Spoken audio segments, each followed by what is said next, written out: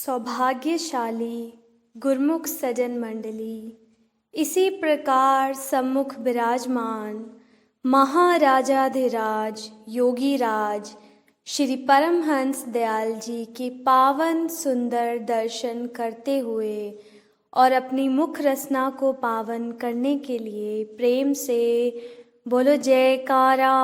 बोल मेरे श्री गुरु महाराज की जय।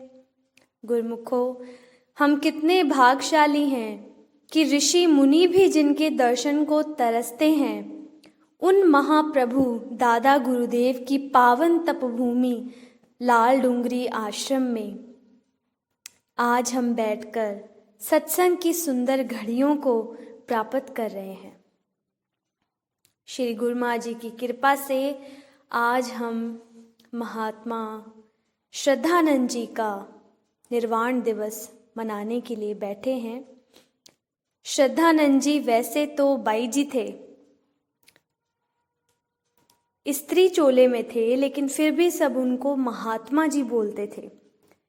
महात्मा का मतलब क्या होता है? महात्मा हम किसको बोलते हैं? महान आत्मा, महात्मा। तो वो दयाल जी की ऐसी महान आत्मा थे कि सब उनको प्यार से महात्मा जी बोलते थे। मरने के बाद तो सब कुछ छूट ही जाता है, जीते जी जो सब कुछ छोड़ दे वही असली महात्मा है। इसी का उदाहरण है हमारे प्रिय संत, दयालु संत महात्मा श्रद्धानंद जी। तो गुरुमुखो, इस दुनिया में हम भी आते हैं और महापुरुष भी आते हैं, लेकिन दोनों के आने में भेद है। हॉस्पिटल में डॉक्टर भी जाता है और पेशेंट भी जाता है। डॉक्टर इलाज करने जा रहा है और पेशेंट बीमार है तो वो इलाज करवाने जा रहा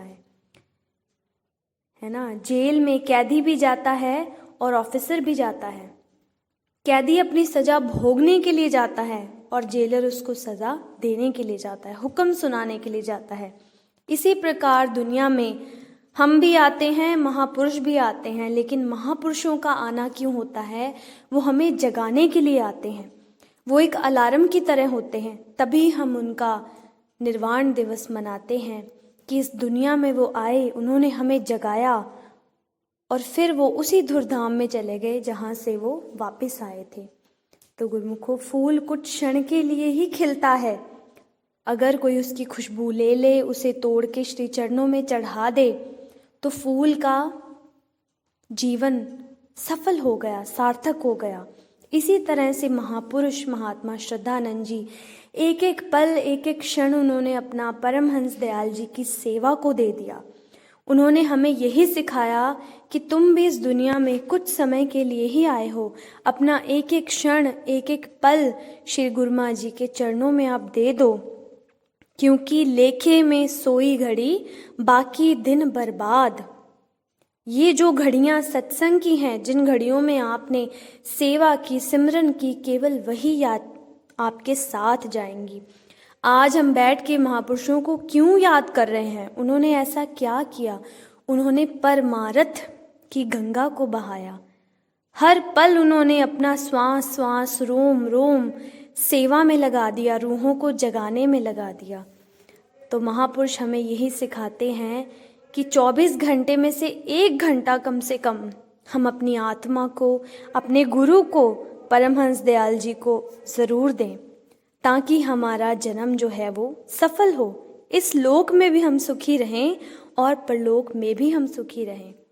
तो परमहंस दयाल जी के चरणों में हम यही विनती करते हैं कि जिस तरह से श्रद्धानंद जी ने अपना पूरा जीवन दयाल जी की सेवा में दे दिया, ऐसे ही हम पे भी कृपा करें, हमें भी सेवा और सिमरन का सौभाग्य मिले, ताकि हमारा भी इस धरती पे आना सफल हो और हमें भी निर्वाण पद की प्राप्ति हो। बोलो जयकारा। बोल मेरे श्री गुरु महाराज।